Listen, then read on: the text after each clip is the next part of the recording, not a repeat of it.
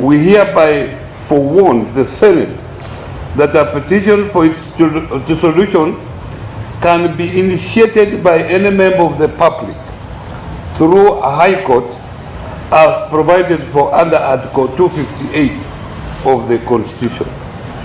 It is unfortunate that county governments are unable even to pay the salaries and allowance for our health workers who remain in the front line to save lives of Kenyans. In this regard, if the prevailing situation persists, effective 17 September 2020, counties will have no choice but to shut down. Therefore, all county government services will not be available in the counties. Consequently, we shall release all county employees to proceed on leave until an amicable solution on the issue is reached.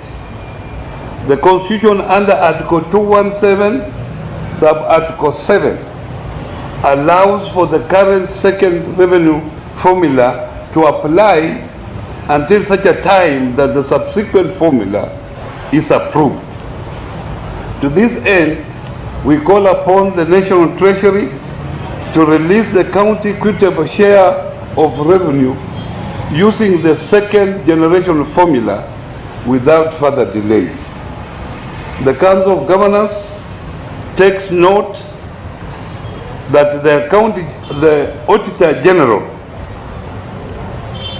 issued an advisory that went contrary to the Constitution and the Supreme Court advisory.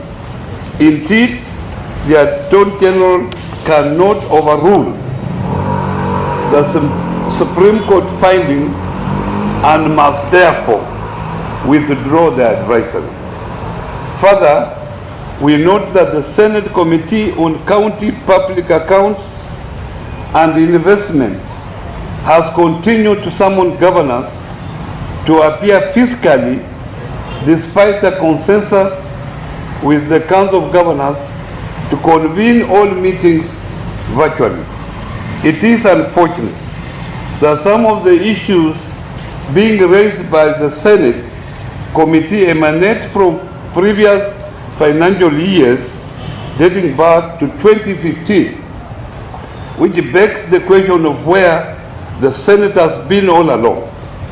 We hereby categorically state that governors will not bow down to the astonishing nature of this county public account and investment Senate Committee and will only appear virtually until COVID-19 pandemic is over and funds has been dispersed to county government.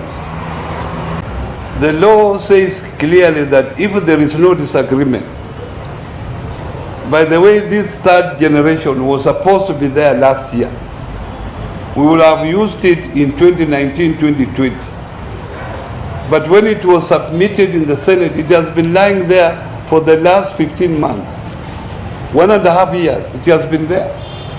So they were sitting on it. So it should not be an excuse of money not going to counties, because there is a clear provision that if there is no formula or there is no agreement on a new formula, the old formula continues. So we are saying the second generation formula is there. We can still get this money and use the second generation as they look for consensus for the third generation.